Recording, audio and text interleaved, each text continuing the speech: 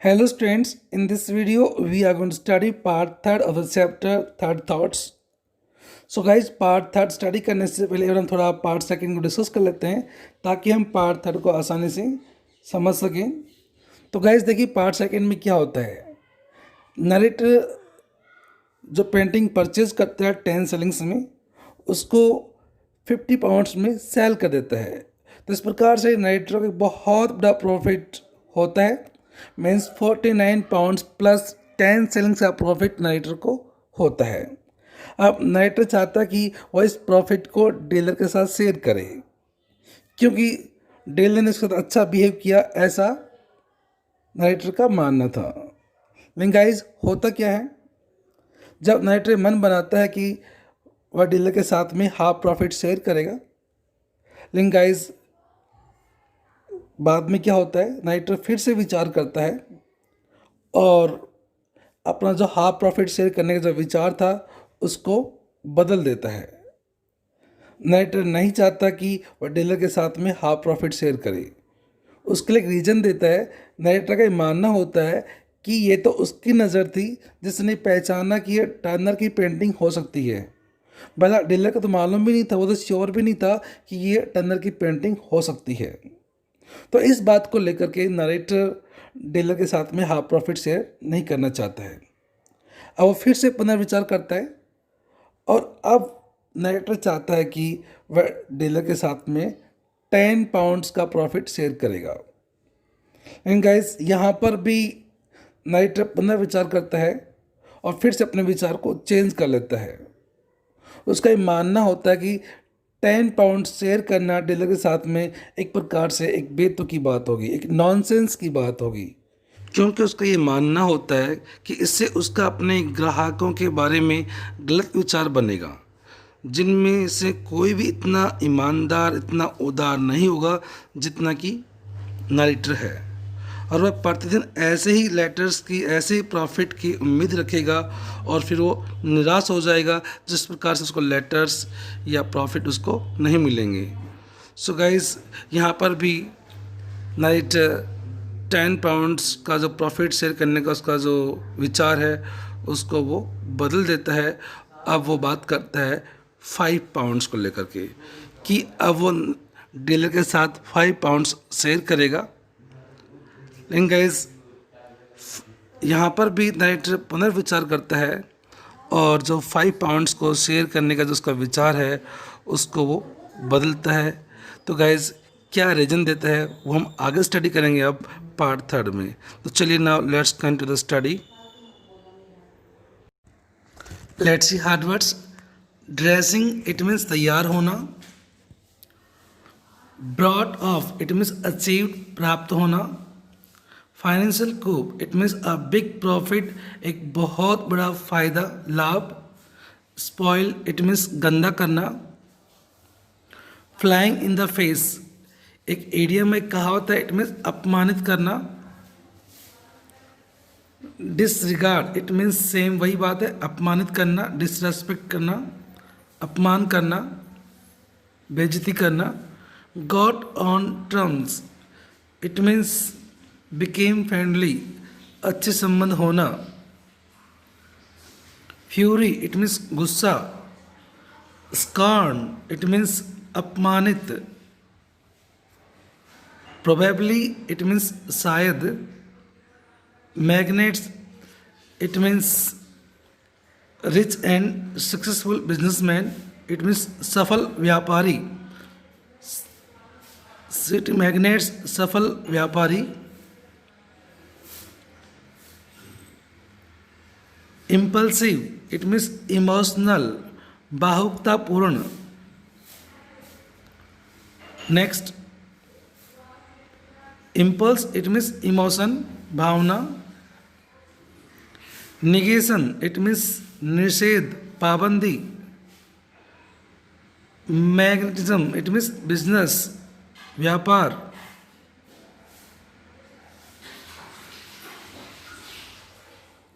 Next make any kind of figure it means सफल होना। Next fine art speculator, it means कला पारखी, कला को पहचानने वाला। absurd, इट मीन्स नॉनसेंस, बेतुकी। Douceur, it means gift. Meet the case, it means पर्याप्त होना। Next, a gift of quail and manna from a clear sky. Guys ये एक इडियम है, a gift of quail and manna from a clear sky. यहाँ पे इसकी sense होगी, पूरा जो फ्रेज है इसकी सेंस है अनएक्सपेक्टेड गिफ्ट। अनएक्सपेक्टेड गिफ्ट, अप्रत्याशित उपहार जिसकी उम्मीद ना हो। एम्पल, इट मीन्स पर्याप्त, enough. Next, enable, it means सक्षम बनाना। Next, odd, O double D, odd, odd means strange, विचित्र, अजीब। Bridge, it means a type of card game, एक प्रकार का ताश का खेल। डिजास्ट्रसली, इट मीन्स बहुत ही बुरी तरह से। एक्सट्रीमली बैडली, बहुत ही बुरी तरह से। ग्लैड, इट मीन्स खुश। नेक्स्ट, बार्गेन्स, इट मीन्स सौदेबाजी। Straight forward matter, it means fair matter, पूरी तरह से ईमानदारी का सौदा। नेक्स्ट, एक्सटॉर्ट, इट मीन्स चालाकी से ऐंठना, वसूल करना। ऑब्लिगेशन, इट मीन्स दायित्व, बाध्यता, फर्ज। So now let's see. While I was dressing the next morning, I thought about the dealer again. तो यहाँ नाइटर कहता है कि जब अगले सुबह मैं तैयार हो रहा था, I thought about the dealer again. मैंने फिर से डीलर के बारे में विचार किया। Why should I? So my thoughts ran. मेरे मन में विचार आए, Why should I directly? I had for the first time in my life brought of a financial coup.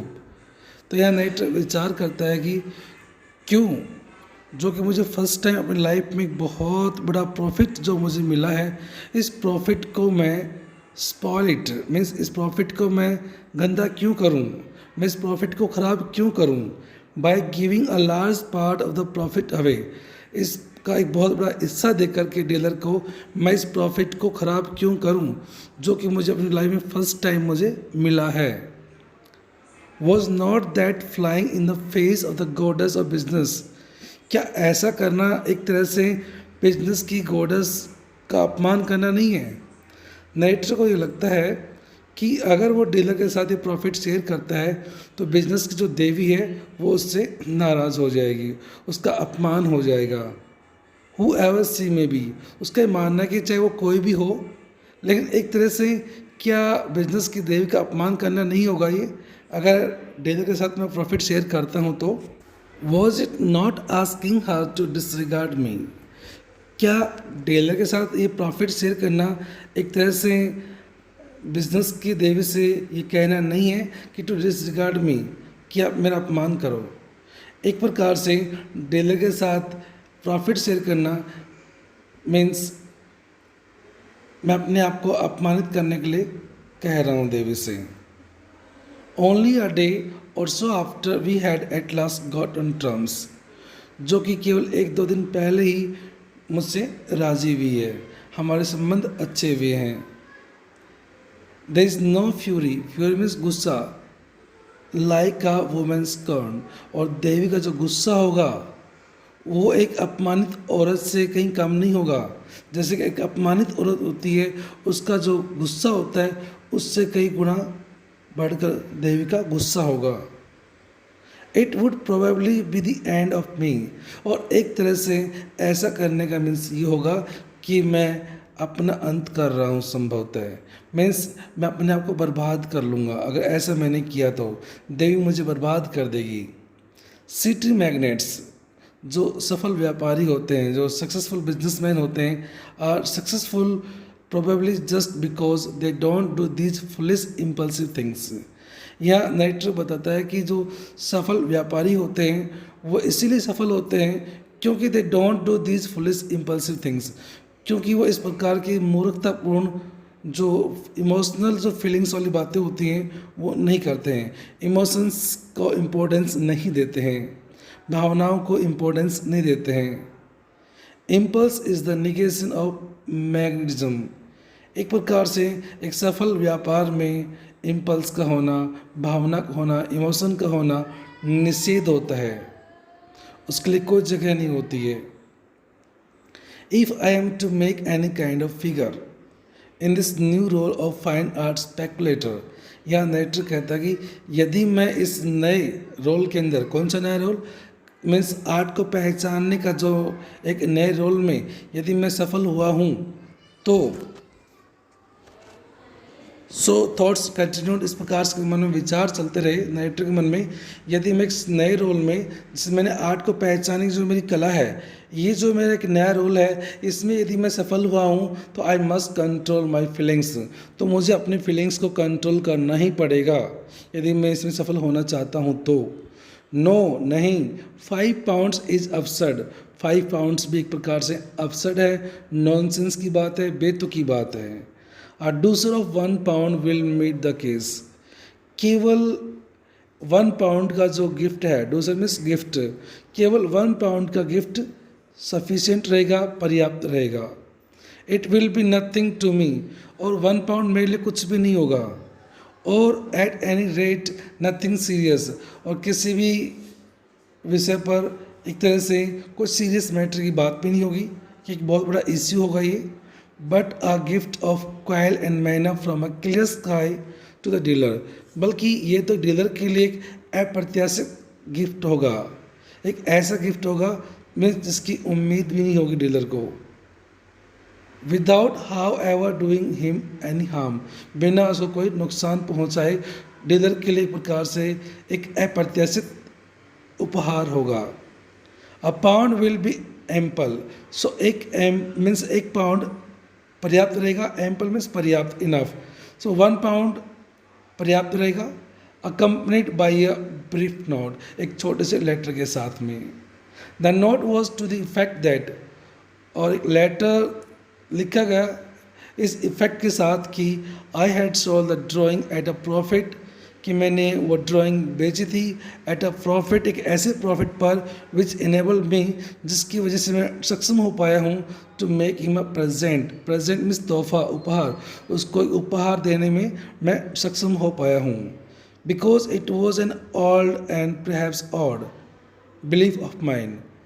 आगे लेटर में लिखता है क्योंकि ये मेरा एक पुराना एक विचित्र प्रकार का विश्वास है,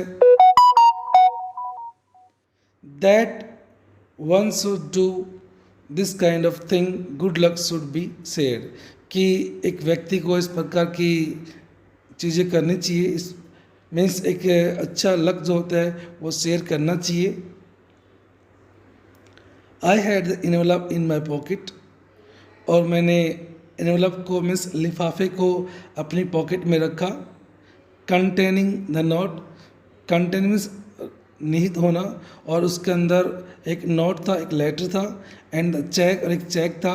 when I reach the club for lunch, मैं जब क्लब में पहुंचा लंच के लिए। एंड दैट आफ्टरनून, और उस दोपहर को आई प्लेड ब्रीज सो डिजास्ट्रियसली, उस दोपहर को मैंने एक ताश का जो गेम होता है, यहाँ नेटर बताता है कि मैंने इतने खतरनाक ढंग से, इतने बुरे तरीके से मैंने ताश का खेल खेला वहाँ पर क्लब में। दैट आई वॉज ग्लैड, कि मैं खुश था। I had not posted it, कि मैंने इस लेटर को पोस्ट नहीं किया।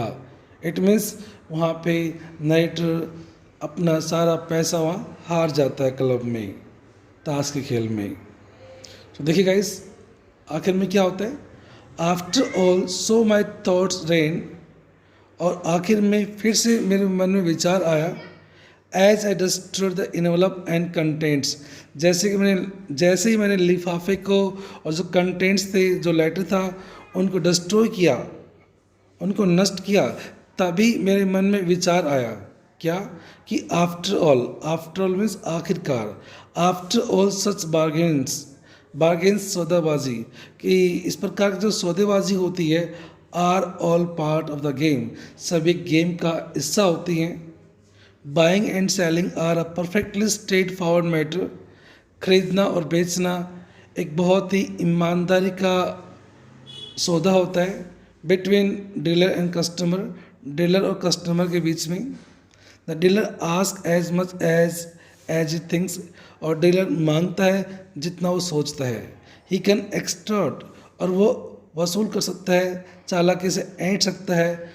एंड द कस्टमर, और जो कस्टमर जो ग्राहक होता है, हैविंग पेड इट, इसको पे करने के बाद में जितना वो मांगता है उतना पे करने के बाद, is under no obligation, customer जो ग्राहक होता है वो किसी प्रकार के किसी दायित्व या फर्ज में नहीं होता है। Whatever to the dealer, dealer के प्रति किसी प्रकार का उसका कोई दायित्व या फर्ज नहीं होता है कि उसको उसके साथ प्रॉफिट शेयर करे। द इंसिडेंट इज क्लोज, इस प्रकार से ये जो घटना है क्लोज हो जाती है। सो गाइस, इस चैप्टर में बताया गया है कि नरेटर किस प्रकार से मीन्स अपनी आत्मा को दबाता है, अपनी आत्मा की आवाज़ को दबा देता है। जैसा कि हम स्टडी कर रहे हैं इस चैप्टर में, जब फर्स्ट टाइम नरेटर विचार करता है हाफ प्रॉफिट शेयर करने का, लेकिन नरेटर उस विचार को भी मीन्स कैंसिल कर देता है। हाफ प्रॉफिट शेयर करने का जो विचार होता है वहाँ पे रीज़न देता है कि हाफ प्रॉफिट शेयर करना गलत होगा, क्योंकि ये तो उसकी नज़र थी, उसने पहचाना कि ये टर्नर की पेंटिंग हो सकती है, न कि डीलर की नज़र थी कि उसको तो पता ही नहीं था, वो तो श्योर ही नहीं था कि डीलर की पेंटिंग हो सकती है। उसके बाद गाइस 10 पाउंड्स पे आता है। 10 पाउंड्स के विचार को भी वो एक तरह से कैंसिल कर देते हैं। मीन्स यहाँ पर भी उसके मन में लालच आ जाती है, जितनी बार वो विचार कर रहा है उतनी बार उसके मन में लालच आती है। 10 पाउंड्स पे आता है, फिर 5 पाउंड्स पे आता है, लास्ट में 1 पाउंड पे आ जाता है, और लास्ट में वो 1 पाउंड भी डीलर के साथ शेयर नहीं करता है। इस प्रकार से मीन्स नरेटर अपने लालची विचारों की वजह से अपनी आत्मा को दबाता है, अपनी आत्मा के साथ सौदेबाजी करता है। तो ये सब कुछ इस कहानी में दिखाया गया है। सो गाइस, इसको स्टडी कीजिए प्रॉपर्ली से। ओके बाय, टेक केयर, मिलते हैं नेक्स्ट वीडियो में।